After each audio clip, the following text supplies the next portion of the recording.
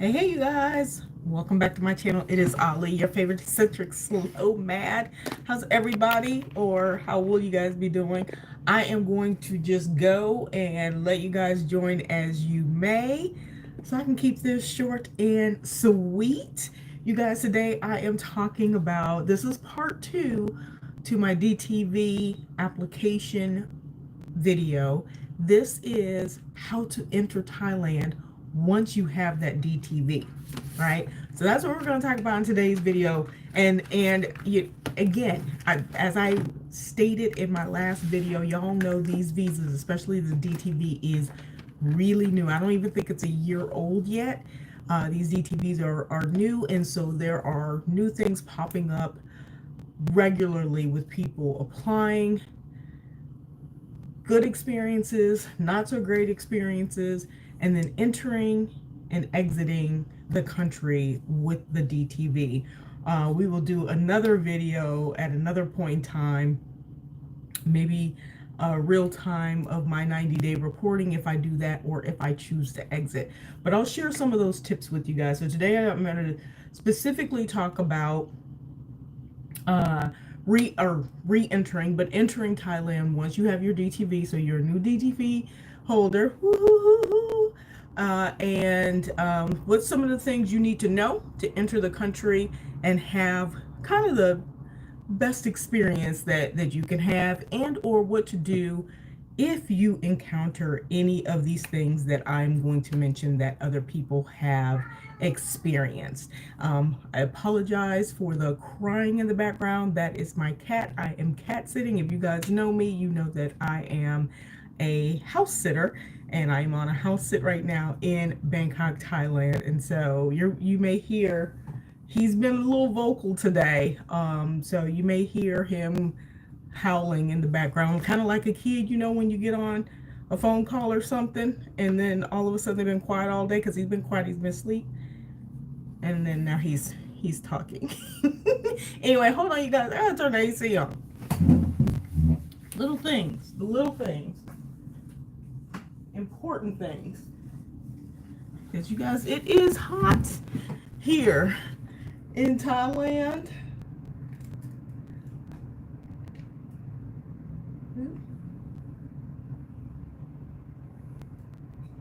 There we go. Okay. All right, so let's get to it. I wanted to show you guys the actual approval visa, but I'm not on StreamYard, so I don't think I can switch it up so you guys can see. So let me just reiterate a few things from the previous video, and I'm going to also attach the previous DTV video to this one so that you guys can reference that, because I'm not going to go over everything. But these are some of the things you need to know. So first of all, the DTV, if you don't already know, if you guys are brand new, you're just popping in. First of all, click that subscribe button, the notification bell, so you know when I go live like this. I'm trying to pick 2 days. Wednesdays, I think, is going to be 1 day, and I think I may do Sunday mornings like today, depending if people join. But the DTV stands for Destination Thailand Visa. I have called it everything under the sun. I've called it Digital Nomad Visa. I've called it Destination Tourist Visa. But it's the DTV. It is the 5-year, 180-day per stay, multi-entry, work remote, or soft power visa. So it's geared towards entrepreneurs.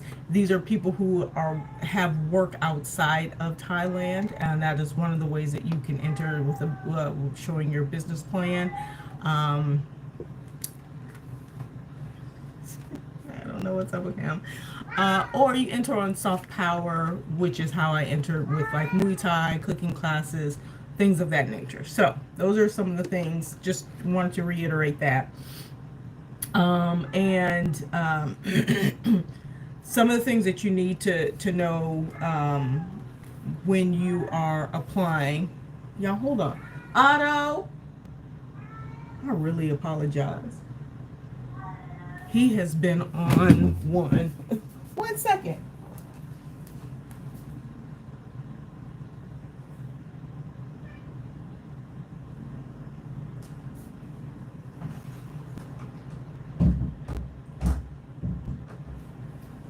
Okay. I swear to God, there's always something. All right, you guys watch this on the replay. It's the cat. It's the cat. So he has been on one lately. Okay.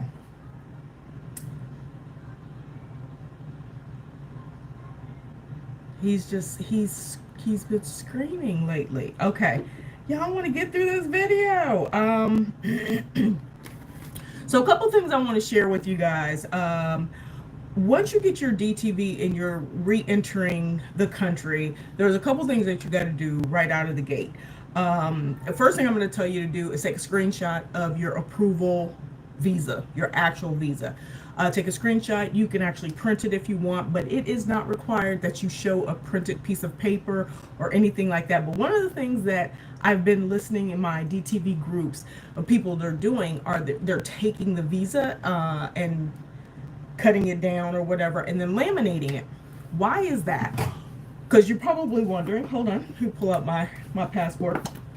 A lot of times when you think about getting a long-term visa, you think that you're going to get like a stamp from that country. That's the Laos one.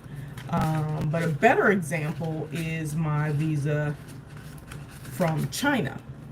My visa from China is good for 10 years. And it's actually a visa in my passport, which is really great. You think about this, until you have to renew your passport, then you got to carry two. But one of the things I want to mention is with the DTV,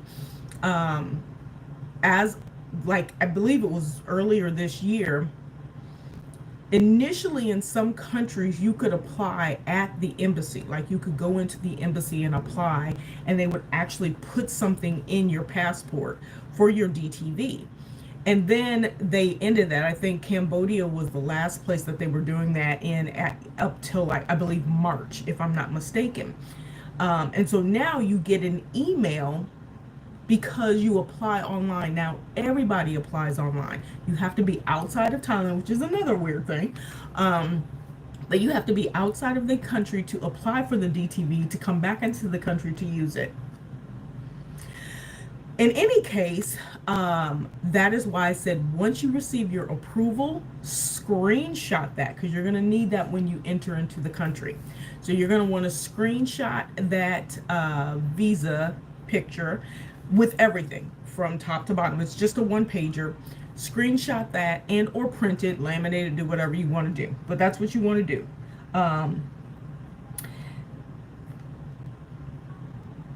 Okay, so I said all that. One of the other things I want to mention is before you enter the country, re-enter, you guys have to fill out the TDAC, which is the Thailand Digital Arrival Card, TDAC. So Thailand is doing something similar to what Europe was supposed to roll out and what you see in other countries where you have to fill out, like, it's the health card. It includes that health information, but also where have you been over the last 2 weeks, so on and so forth, things of that nature. And so Thailand now has one of those, and it is required that you fill out, even if you go through the automated lines, if you can. More times than not, you're going to get an immigration officer, but even if you were to go through the automation lines, it will send you back. The immigration officer will send you back. So if you got long lines and you made it up to the front and you don't have your TDAC, you are going to have to get out of line to go fill it out. You can fill this out up maximum 72 hours, 3 days before your arrival, up to you walking up to the immigration officer's desk, and it literally is seconds for approval. And it's basic information of who are you, how did you enter, flight number or land crossing or whatever, and where you're going to be staying. And then one of the things that I suggest when you're filling out your TDAC, when you have your DTV, you get a visa number, and it's clearly lined out on your approval notification. put that number in the TDAC application. Typically, when you go through immigration, if everything matches up, they don't ask you for your TDAC form. I've seen them ask people for it. One lady in particular, she was asked about her TDAC, even though she had filled it out and it should match, because her name didn't match her, so one of her passport on her, or her TDAC. So guys, I want to say this, stress this over and over again. Please read and reread the information that you type in. The things that we mess up the most, that cause the most issues, are our names. Misspelling your names, putting the name in the wrong order, things like that, and your passport number, transposing a number. They may see it and say, okay, it's fine once they take a look at it, but those are the things that cause you to have like delays with getting everything done and getting through immigration quickly. Okay, so you're going to need that TDAC to get in, whether you have a DTV or not. Now, there's a couple things I want to mention about the DTV. Well, I'll tell you some tips and then things that you need to know just about visas in general, because I think we also have a misconception that once we have a visa, boom, we scot-free, we're good, we ain't got to worry about anything, but that is not entirely accurate. But let's walk through this, because I just arrived back in Thailand last week on the 23rd using my DTV for the first time that I had received the week prior to. So this is my first time coming in, first time with a long-term visa coming into Thailand. Before, I was on the exempt tourist visa with my U.S. passport, and never have applied for a visa before. I've only done extension, so I was a little nervous, but I also understood that I have not violated anything, so worst case, they would put me back on an exempt visa. I would be on a 60-day exempt tourist, and they hopefully would tell me what the issue was or whatever the case may be, and then I'd have to figure it out from there. Okay, but I wanted to share all of these things with you guys so that you are aware of what could happen, and so that you're not thinking, oh, I got this, I'm scot-free, I'm gonna blow in and blow out. Sometimes it's that easy and sometimes not. Okay, so once you have your DTV and you arrive at immigration, please go on and your phone and pull up your DTV approval letter that you have. Pull it up on the screen, have it ready when you're walking up. Don't be fiddling for it, just have it ready. And you know, you're gonna give them your passport like you normally do, and immediately say, I have a DTV. Now that could trigger a number of things. So I'm gonna read through a couple of things that I've in my DTV communities that I've heard people say. They should ask you to see it, you know, and have it on your phone and you can hand it to them, or have your printed copy and give it to them, and they're gonna ideally what they're going to do is they're going to take that piece of paper or your phone, and they're going to compare it, make sure everything lines up, look for whatever they check to see if it's valid, not counterfeit or whatever the case may be. They may even look in the system to see if the number is a real number. I don't know what they do, but he took my phone and he said, oh, and he took the phone. Some of the other things that they can do while they are trying to validate whether or not the DTV is accurate is they may call another agent, another immigration officer to come over. They may have like a separate DTV person because this is fairly new, and you know, they could have a new person that, you know, in immigration, or someone who just doesn't deal with these and doesn't want to be responsible for them, and have someone else, and they can come over. They can also pull you to the side. They can actually say, you need to come over here. They can pull you into a room and start to ask you questions. This is when you start to understand that it is solely up to the officer that you receive, the officer that whoever you walk up to. So scan the room, look to see who look like they're okay. I'm serious, but really just trying to stress that this is everywhere, that it is truly up to the immigration officer that you receive. Whoever you get can decide if they want to give you a hard time, whether they want to ask you more questions, whether they feel your information is legitimate or not. Any of that. And on your DTV, it doesn't say how you applied. It does not say that you are doing entrepreneurial work. It doesn't say. I'm pulling it up right now. It does not say that you are on a soft power, so they don't know that you're here for Muay Thai. They don't know if you are here for medical. Some people do medical tourism and things like that. I have seen in the group that I'm in that a number of people who have complained or said something out, kind of where they were questioned more, were people who were on medical tourism.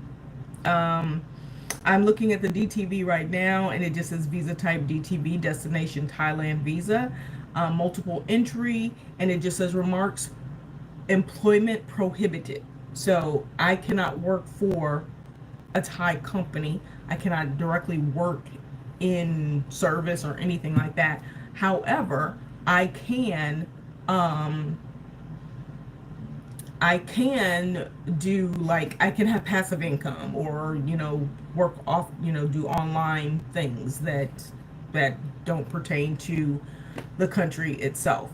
And so they can actually check, they can ask you those types of questions. They check the dates, in which you should check as well to make sure that you actually have 5 years on that, on the visa. They also, I've seen in my groups where people have indicated that they ask for proof of your income, bank statements. They may ask you to share with them what you submitted in your application. Bank statements. They may ask for insurance to cover you, especially if you're talking about medical procedures. They may say, well, what are you here for? Because it does not indicate that on your DTV. They may say, well, why are you here? And if I say soft power, Muay Thai, okay, which gym? They may ask you all of those types of questions. When are you going to start? How long are you going to be doing this? Because they are also not obligated to give you the 180 days. They're supposed to, but they're not obligated. I just saw an example. Someone submitted a question, and around how many days they received. It's kind of like going to a country where you get, like Mexico, you get, as U.S. passport holders, we get 6 months, and they only put 2 months on. For a period of time after COVID, people were getting various time frames, stamps on their passport for their stay in Mexico, and it wasn't always the full 6 months. And it is literally up to the immigration officer's discretion. They can choose to do what they want to do. And so I'm trying to stress that, because out of all the things I see in these groups, it's the number of people that are surprised with what can happen in immigration. And I want my followers to be in the know and not think that, oh, everything is hunky-dory, you are a shoe-in, you good to go. Because again, the DTV is fairly new, and so there are people who still kind of question it. All right, so they may ask you for some of this information. They may ask you for your employment letter, showing that you work for a company outside. If you say I'm here working for another company, and they may ask you for that. They may ask you, well, how long are you going to stay? Well, if I get 180 days, I don't know. I may stay the 180. And if you go and check my previous video, it talks about what that 180 days is. So it's 180 days per visit, or you can extend. So technically, you will have to leave every year for like 5 days minimum, because 180 plus 180 is 360. This is why I mentioned before, it's not 6 months. It is 180 days. So at some point in time, you've got a 4 or 5 day lap in there, because there's 365 days out of the year. So at some point, you've got to go somewhere, right? And so when you when you enter, you can stay for a full 360 days at a time with one extension per time you enter the country. So per 180 days, you can extend for another 180. It's a conversation that I really didn't cover in my previous video, but just kind of spoke to it. And it's like anything else, they offer an extension. So you literally could get almost a full or pseudo guarantee. Oh, it looks like I timed down. Oh, I hope I wasn't out too long. Oh, hopefully I was not. I'll see on the replay. But it, it allows you a little peace of mind when getting long-term housing, things of that nature, and just kind of setting yourself up. And if you're taking like cooking classes or Muay Thai, language classes, things like that, you also know that when you apply and you're paying for these programs that you're going to be able to stay for that duration.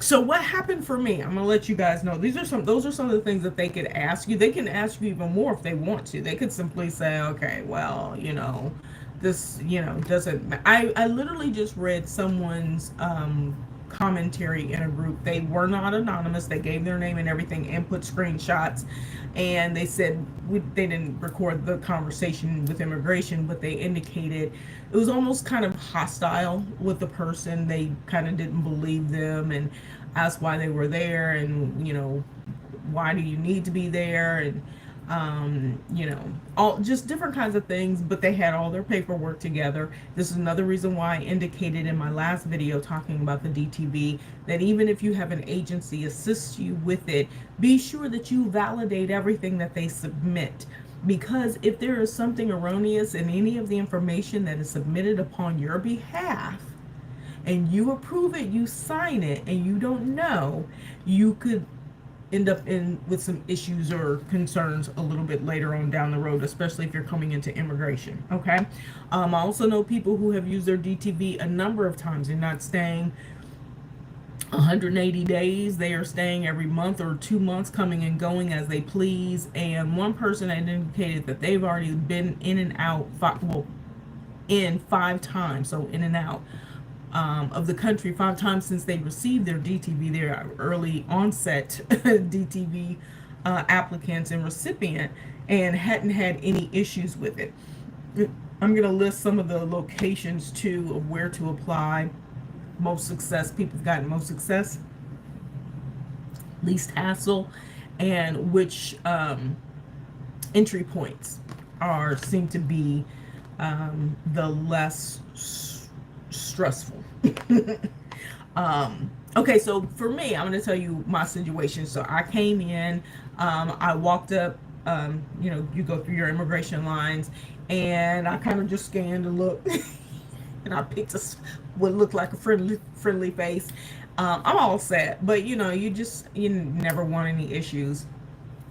And even if they were to deny me, like I mentioned before, I know that I should be able to get the exempt visa. And if not, they send me somewhere. I mean, you gotta go. Just have some money on the side just in case something happens and it's a no-go. Be able to go somewhere else. And I know that's a little bit more difficult for families. You're looking for reassurances and things like that.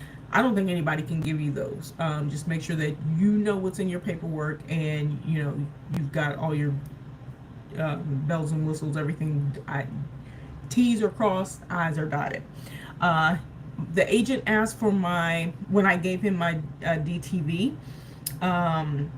gave him my phone, on my DTV on my phone, and he was checking that, and he's going along, and I'm just sitting there, he asked for my fingerprints, and which they do, and then for the photo that they take, and he said, do you want to move? Are you wanting to move here?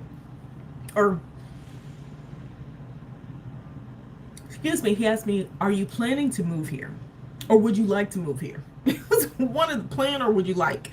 And I looked up and I was like, that would be the plan. That would be, a goal of mine. And I was just like, baby steps. And he was like, wow, that's great. And I think the other part too is, they leaf through your passport because they try to find the stamp or find the page that's attached, whatever.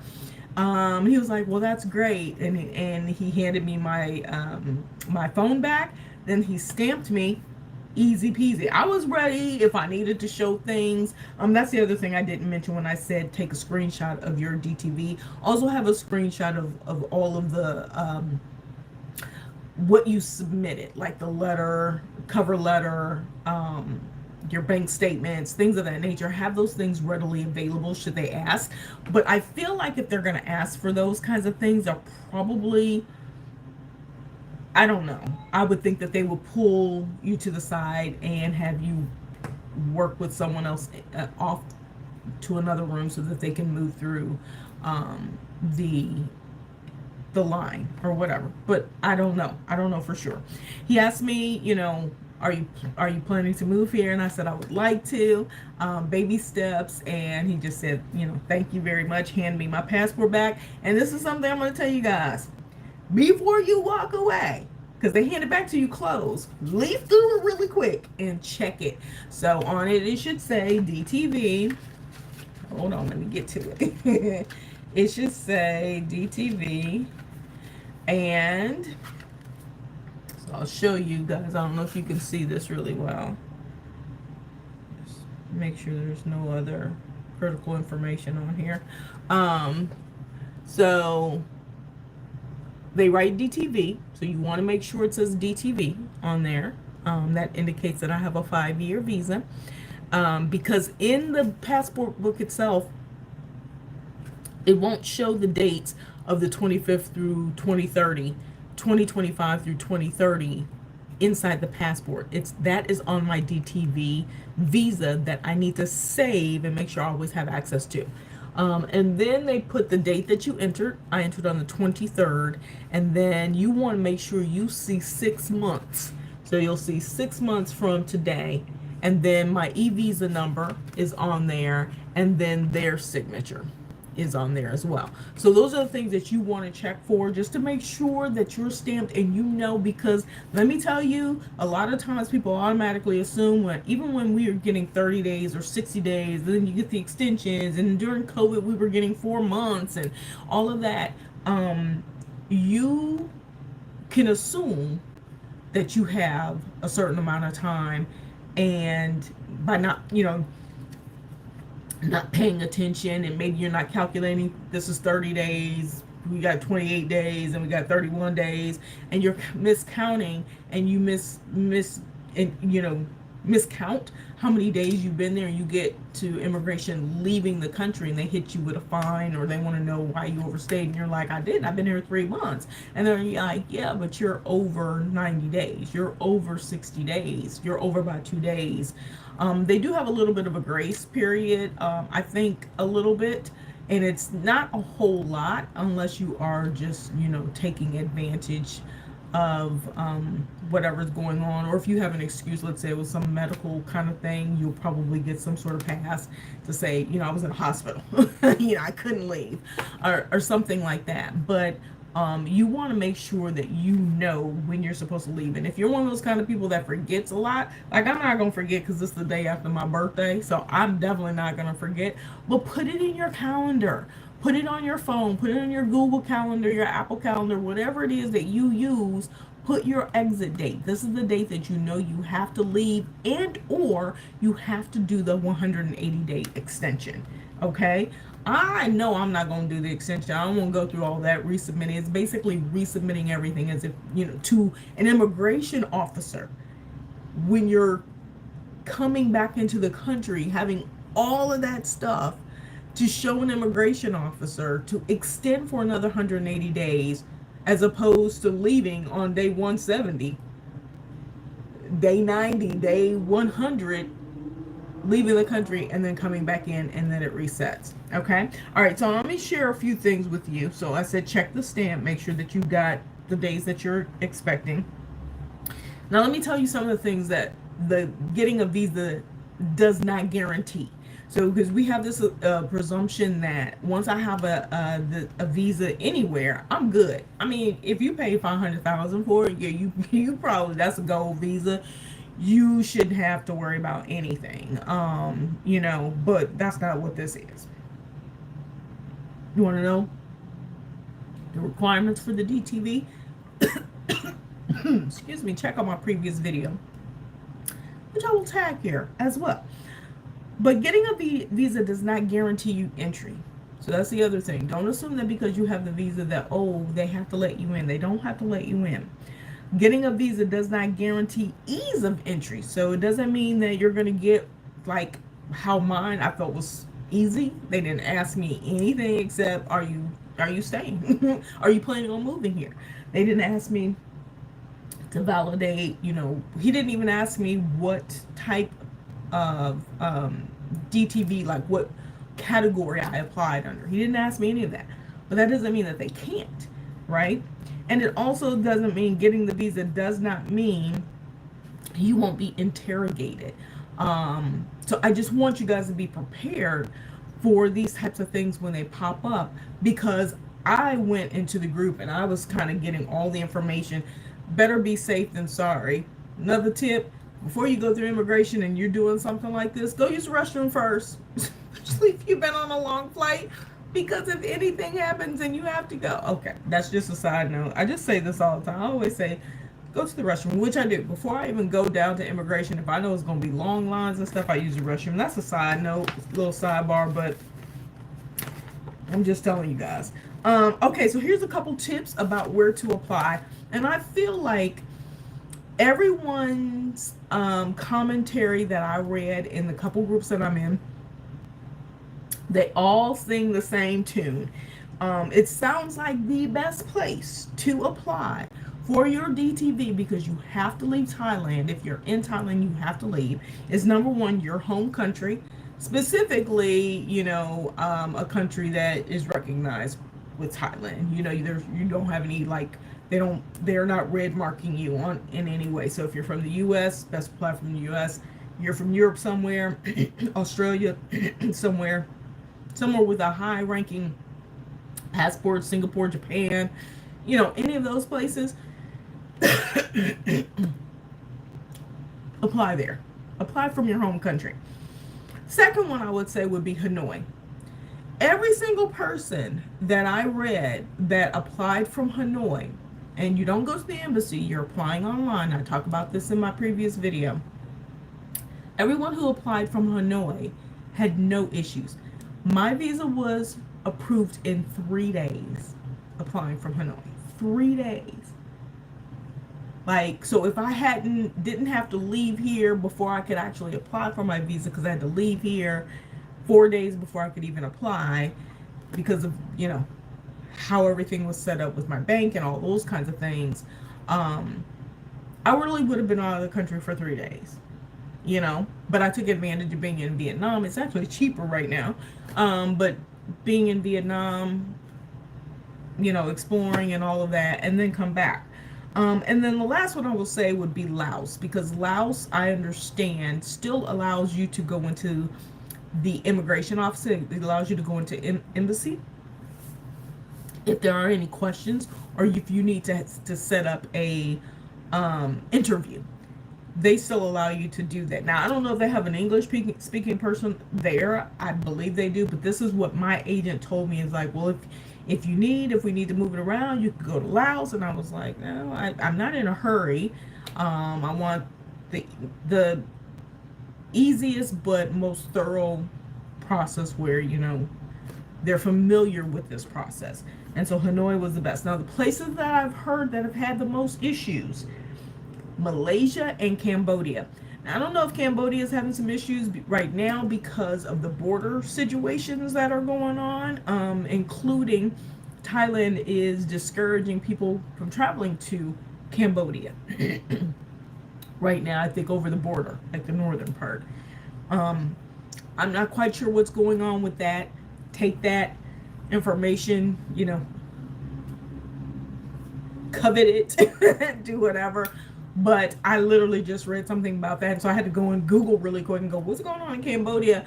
And recall that I had just seen something last week about um, some things happening over in Cambodia.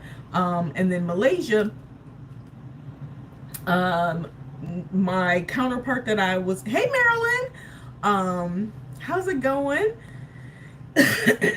My counterpart, my traveling sister that I did the first DTV collab video last Sunday with, she applied in Malaysia and she had issues around them asking for more information. And I literally, before I got on this, was reading this whole long message from one of the DTV groups, and someone applied in Malaysia and did not get approved, and they were asked constantly asked questions, and they were not approved. And so they were asking, what can they do? Can they pre-approve? Can they come in and out, whatever, apply again? I'm sorry, not reapprove, reapply.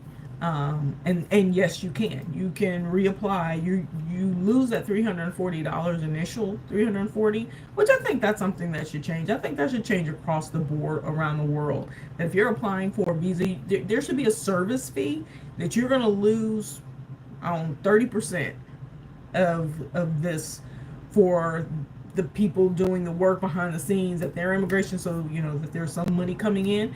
But I think that you should get some money back if you are denied, especially if they don't tell you, because I'm hearing that a lot. So be prepared that you may not have an excuse.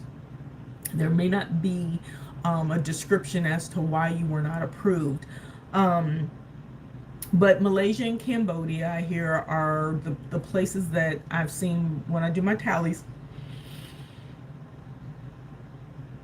Excuse me.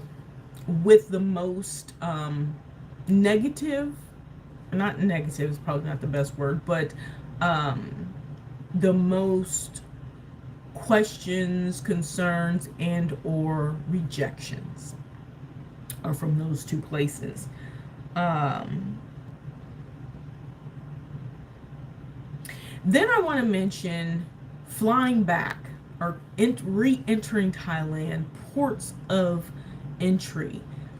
The best one that I have seen across the board is Bangkok, but not just Bangkok, entering BKK, not DMK.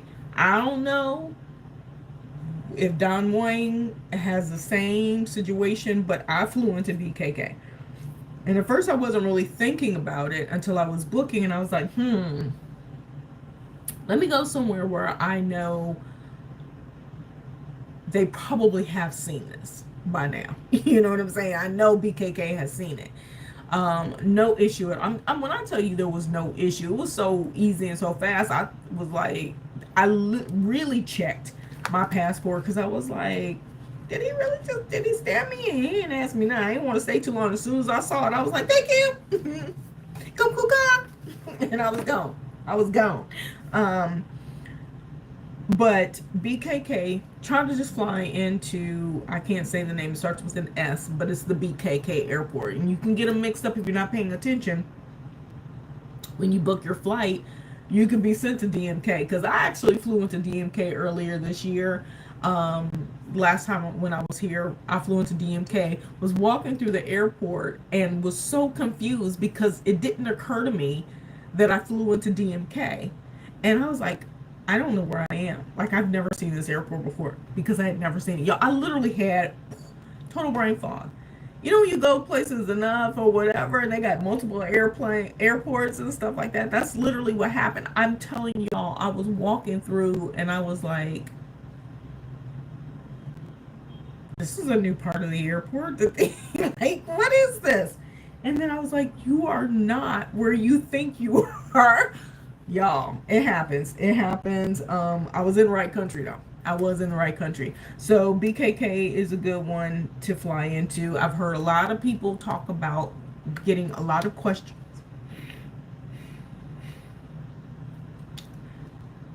Oh, excuse me. I had to get that yawn out. A lot of questions and or being sent to another room to answer questions or produce documents that they included in their application in Chiang Mai and Phuket. So please, please, please, if you can, if you got the time and you're not worried or whatever, and I'm sure it's not everybody because they have probably processed hundreds of these applications since they rolled them out last year. But if you're concerned about anything, maybe consider flying into BKK. The other thing of note is, what did I say? Flying into BKK.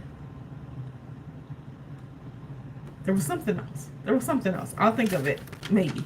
Maybe not. But those are some of the things. That was my experience. So I didn't have an issue. Cross fingers. Thankful. And I'm all set. But coming up, this is going to be part 3, 4, whatever. And it'll be down the road. I can speculate and share what other people's experiences are, but I'm going to wait to do the video when I actually leave the country. And that is the exit process. So remember when I mentioned in my my DTV visa that I did last week, that having a visa in a place doesn't mean that you're scot free. Everything is hunky dory, peachy keen. You ain't got to worry about nothing. More times than not, most places are going to have a number of things that you need to do to show that, number one, you're still there. It's kind of like these checkpoints immigration is having here in the U.S. Oh, you're supposed to go in and check and validate and all that. They have the stuff in other countries too. Now, they ain't not deporting people, at least not yet, when you come in to do your checks. But it's similar stuff. So for Thailand, all long-term visas have to do a 90-day reporting. You could be here 20 years and you still doing 90-day reporting. So the first 90-day reporting you have to physically do at the immigration office. Or you leave the country and you're re-stamped. And that, I might consider doing that if, let's say, there's a house sit in a place that I just want to go, like maybe the Philippines, or I want to go back to Japan. I would love to do a house sit. Well, maybe not Japan because I actually want to take the train. I really want to explore Japan, but maybe like South Korea or something like that. I don't know. If something pops up and it's like, oh, you need to bounce before your 90 days, your 90-day reporting. That's the only way to get out of that, is if you leave before any of that, and then you just come back into the country and it's re-stamped, right? But at some point you're going to hit a 90-day report. But when you do your 90-day you do your 90-day reporting, you physically go into immigration. You have to show where you're staying. So I'm going to need to understand that whole process to make sure that there's no issues. Once you do your first 90-day reporting, as of today, your subsequent 90-day reportings can be done online. I think they want to see you the first time. They just check your information. I've been in immigration when people have done 90-day reporting and you get a separate line and everything, and it goes by really, really fast. And I know I've talked to people in immigration in Thailand doing their 90-day reporting and had conversations with them, and they were like, yeah, it's something that we've been doing. We prefer coming in and taking care of, because I was like, do you have to come in every time? That's 4 times a year that you'd have to come into the office and do the check and stuff. And they were like, yeah, it's really easy. It takes like 5 minutes, especially after you've done the first one, but it's part of the process to live here. And so it is something that they do. They come in, they sit, take the few minutes, it's probably a full 30-40 minutes total from driving in and sitting and waiting. Get there early in the morning so you don't have long queues and things of that nature. So you do have to do your 90-day reporting. The other thing I'm going to mention, and I'll do a video on this when this happens, is when you leave and you have a long-term visa in Thailand, you have to get a re-entry stamp. I've never seen one physically, but you can Google it and go online. But you have to get a re-entry stamp. That is my understanding. I'm going to confirm that. So before I leave, I have to make sure that I walk up to immigration or wherever I need to go to get a re-entry stamp so that it does not void my visa. Now, that's a really interesting thing with a multi-entry, like why you have to do that. But apparently it has to be done. And so I'm going to confirm. I'm going to confirm if that's accurate, if that's maybe that's just something with, certain types of visas. I know it's a requirement with a retirement visa. I think like the non-O might be required. But these are things that are up in the air. So it's not just like I'm not just set. I got to get through my first round of long-term visa holder, requirements. But these are the things that are required for me to stay in this country.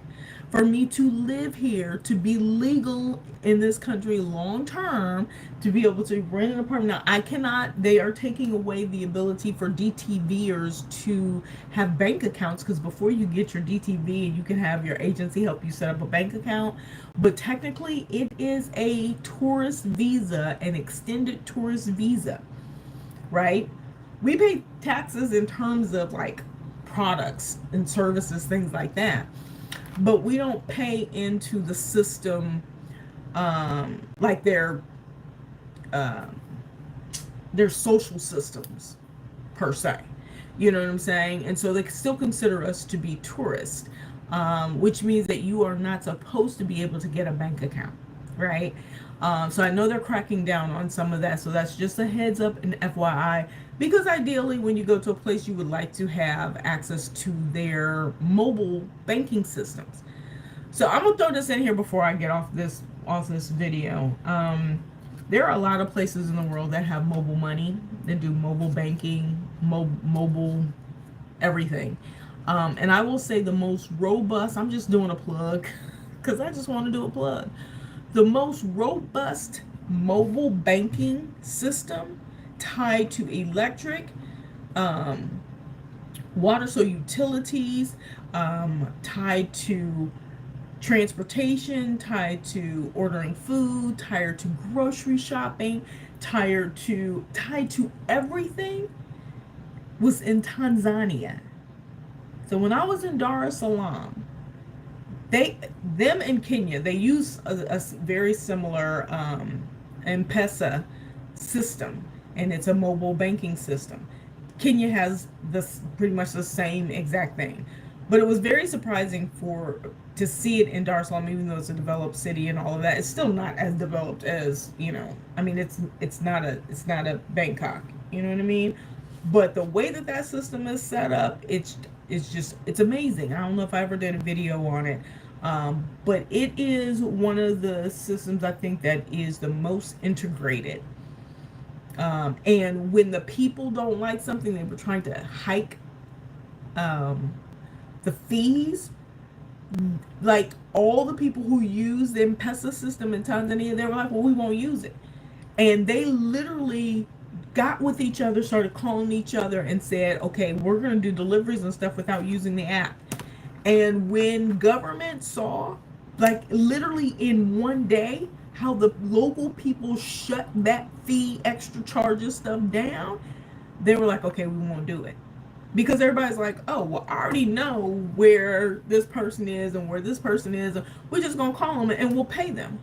And which is better for them anyway, because there's no fees being deducted, right? So anyway, that's a whole nother thing.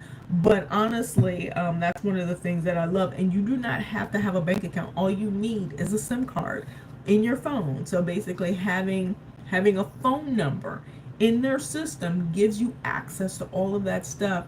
And you don't even have to have a banking account. Like I was able to deposit money into this system, this platform, and pull money out of this platform to do various things. So you know how you walk up to the store, and you tap and all of that. I could do all of those things. I could go and pay all my bills, everything through the app on my phone. And here in Thailand, it's not the same. I can't get there. I can't get the apps that most people use without having a bank account. Now they have started creating these pseudo apps, these apps that you can use, that a lot of tourist people are using, or people who are staying long term that don't have access to bank accounts, and we don't want to use, we don't want to be charged the extra things like Wise and a World Remit charge, and then you get charged on top of that, or you got to still transfer money and wind things around like that. We don't want those kinds of things, and so they've created like these like one-off platforms that allow people who don't have bank accounts to transfer money and then be able to mobile pay using that. But I heard the fees are high. I don't know. I'll look into it. Maybe I'll do a video on it. But those are the things that begin to make life a little bit easier, and you kind of blend in more with locals because you're not pulling out cash. Like I pay cash for things, so it's kind of obvious when I pull out $1,500, 1,500 baht to pay for my groceries. Everybody else is tapping, and so they're so far ahead of us with tapping, because even in the States we still pay with cash, we still pay with credit card. They pay with credit card here too, but we pay with credit card. We don't very rarely do. Well, I haven't seen it, but I haven't been back in the States. You guys correct me if I'm right or wrong. Do you guys pay for all of your stuff with your mobile phone? Do you guys do the tap? I know we have Google Pay, and I know we have Apple Pay and stuff like that, but are you guys really using those applications to pay for things? Or are you still swiping, your credit card, tapping your credit card?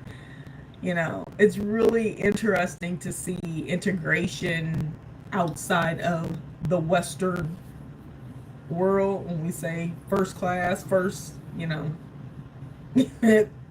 world, but we really aren't. But that's a conversation for another day. So those are the DTV things that I wanted to share with you guys. The process of re-entering Thailand, what you need to be prepared for, what you need to think about, what you need to make sure that you have on your person before you get to the immigration lines, just to make that process a little more seamless and stressless for you when you enter back into the country. Hopefully that is helpful. Yes, people use mobile pay all the time. Oh, really? Okay. I mean, I see people, I know we got Google and stuff on our phones and stuff like that, but it just, I don't know. Maybe it's because when I come back, I use credit card. I don't use cash in the States. Like, I don't ever have cash in the States, but I have cash everywhere else I go. So it's really interesting. It's really interesting. And it is funny too, because when I've been gone so long, I always feel like, oh, it's so archaic when I come back to the States. No, you're archaic. I'm archaic. So anyway, I hope this helps with the DTV process, and clarify some of the things that we need to do, and just prepares us as Westerners about maybe some of the things that we are not familiar with. You see it often. What? The phone tapping? The paying with the phone? In the States? Like when people be at fast food restaurants and stuff? But it's so funny because I say that and I think about when I used to go out to eat and you could pay at your table. Like it wasn't necessarily a phone tap thing, but they had the little kiosk thing on your table where you could do everything, pay for everything, and you never even, the server and wait staff never came to collect the money, which I love. I mean, there's so many things, so many variances I can talk about that I actually love. I love the fact that they bring the pay machine to your table in every country in the world except the US. This whole thing with taking your card out of your presence to pay for your bill is so crazy to me, given that everyone walks around with handhelds. They walk around with the little small one or the big bulky one or whatever. Like, even when you show someone you're paying with card and you give it to them, they give you your card back, tell you a minute, and they bring the machine to your table. We would never do that in the States. I mean, I don't know. Do they do that? I've been gone. And I'm hopeful I won't come back this year. Fingers crossed. We'll see. But little things like that I think are interesting. And I always like to talk about. Okay, so my last thing, you guys, and I will add this in there. In a day and a half, 2 days, I will be starting my 21-day Kegel Challenge program. I hope you guys jump in. It is literally just so that we can all get together, get our pelvic floors strengthened, talk about the benefits of Kegels and strengthening your pelvic floor area, what that does for you, how technically easy. It's not as easy as it seems, but it's not something that is like 30 minutes and you gotta set aside all this time. Like, I could be working my Kegels right now, and it's a great thing. So anyway, I'm gonna be rolling out a challenge for that. You can get access to the calendar on my website. I'll actually share a link or two. I'm trying to revamp something and repost the calendar so that you guys have access to the online program. It's free. It's going to be free, but give you access to sign on and have a circle, a community to chat with about these things. And this is going to be for the over 50 woman, the over 40 woman, I've had babies and I feel like, I need to bring it back together. I've gone through I'm in perimenopause, menopause, postmenopause, whatever the case may be. I want to feel confident again. I'm feeling that, all these little things that women go through and we don't talk about a lot, is the menopause, post and all those kinds of stuff. And then we're gonna have some sessions. So if you guys are interested in any of that, want to be in any of these discussions, please let me know.